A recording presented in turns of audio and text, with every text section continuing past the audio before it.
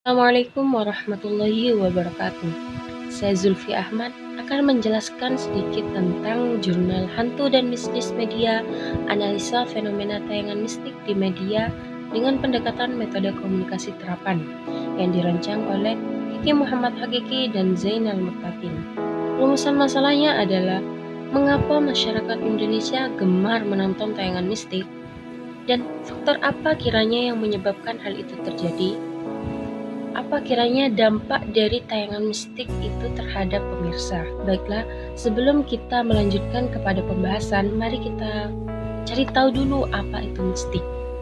Mistik menurut Kamus Bahasa Indonesia, yakni hanya hayalan belaka atau sesuatu yang hanya diangan-angan saja yang sebenarnya tidak ada.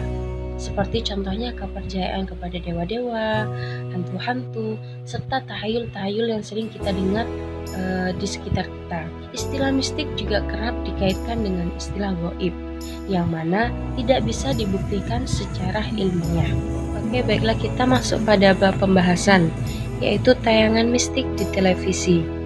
Hampir semua media elektronik televisi di Indonesia pernah menayangkan acara yang berbau mistik.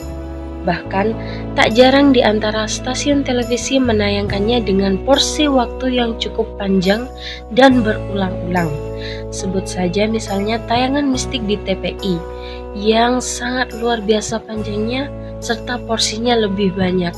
Bisa dilihat dari jadwal acaranya, hampir tiap hari TPI menampilkan tayangan mistik dan waktunya pun dimulai dari siang hari.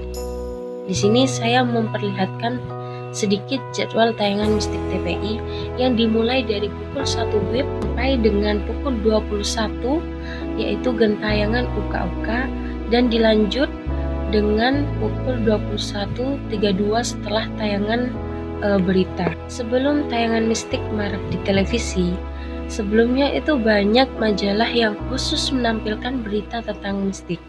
Sebut saja diantaranya majalah mistik, mantra, zona misteri, dan lain sebagainya. Yang C, tayangan mistik dan use and gratification theory.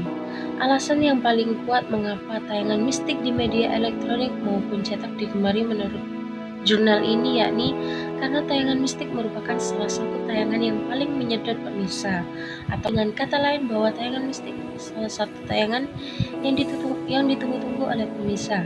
Jika sebuah tayangan mistik digemari oleh penonton, maka tanpa pikir panjang stasiun televisi menampilkan acara tersebut akan dengan senang hati menambah tayangan untuk memuaskan pemirsa dan tentunya akan berdampak pada keuntungan yang juga melimpah.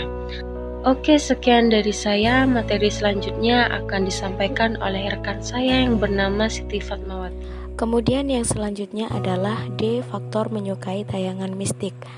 Yang pertama, krisis manusia modern yang mengutamakan sisi materialis dan melupakan sisi spiritualis, yang mana manusia modern kini mulai jenuh dan sadar bahwa ketercukupan materi tidak menjadikan kesenangan batiniah, melainkan sebaliknya, malah semakin menggersangkan jiwa.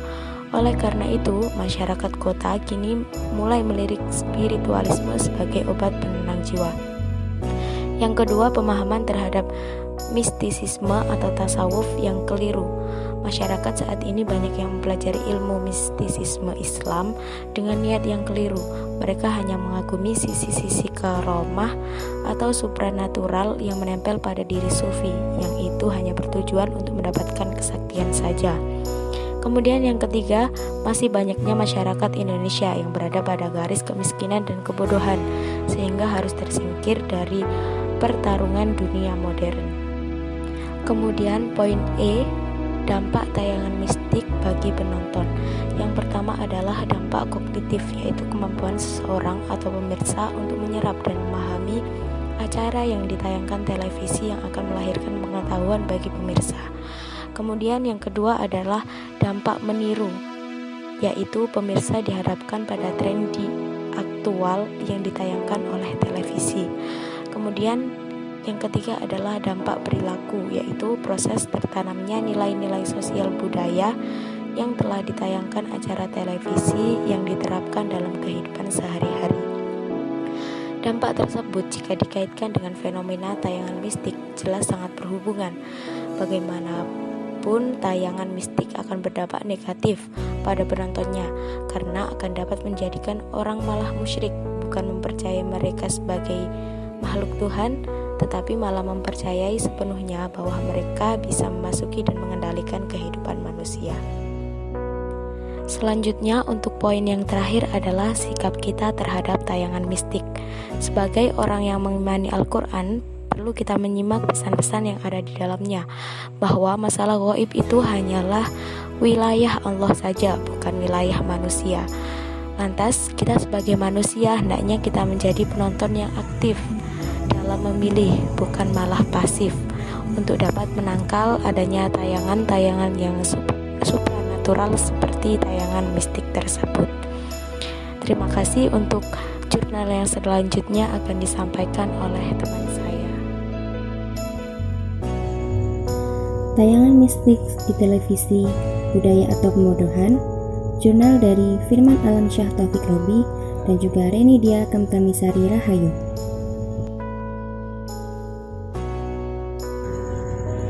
Media dan tayangan mistik. Tayangan-tayangan mistik yang disajikan oleh media memiliki pengaruh yang besar untuk khalayak.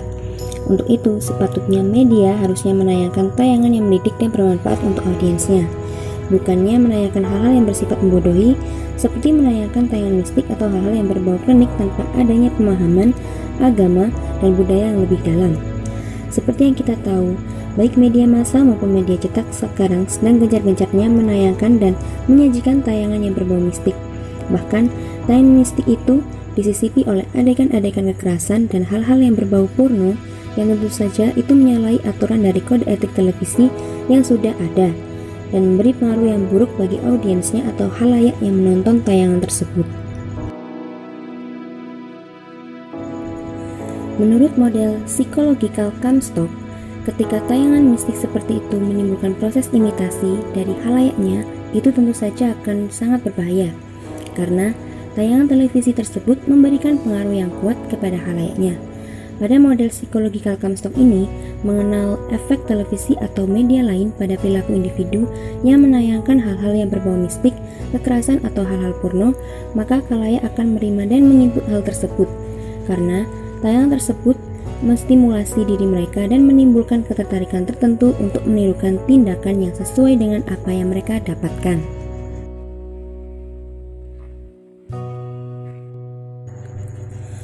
Lalu ada kesempatan. Dalam hal ini, media selalu mengambil kesempatan yang ada, baik dari media massa maupun media cetak. Mereka melihat bahwa tayangan yang berbau mistik ternyata banyak digemari oleh audiensnya. Tentu saja, media kembali mengikuti keinginan pasar dan mendapatkan keuntungan yang besar dari penayangan ini. Lagi-lagi tentang bisnis. Melihat hal ini pun, media mulai menyisipkan adegan yang menyalahi aturan agama dan budaya serta kode etik yang berlaku. Namun itu tentu saja tidak dipikirkan dampak yang ditimbulkan jika tayangan seperti itu ditayangkan secara terus-menerus walaupun jam tayang dari tayangan tersebut hampir tengah malam. Itu tidak menutup kemungkinan yang menonton tayangan tersebut adalah anak-anak remaja yang masih di bawah umur. UU nomor 40 tahun 1999 tentang pers pasal 3. Pada undang-undang tersebut disebutkan bahwa pers nasional mempunyai fungsi sebagai media informasi, pendidikan, hiburan, dan kontrol sosial. Namun pada hal ini tidak dijalankan karena dalam teori jarum hipodermik menggambarkan kekuatan dari media itu sangatlah besar dalam mempengaruhi khalayak. Contoh, di tengah masyarakat mulai dari kekerasan ibu tiri terhadap anak tirinya sendiri, majikan kepada pembantu, sampai pembantaian, dan hingga pada akhirnya jika kekerasan fisik tidak cukup dengan berbekal tayangan horor atau mistik tadi, itu bisa menyakiti orang yang tidak kita sukai. Caranya dengan bantuan mistis. Hal ini merupakan salah satu dampak yang paling mengerikan jika hal itu sampai terjadi, dan dapat disimpulkan bahwa media membawa pengaruh yang besar dalam kehidupan masyarakat.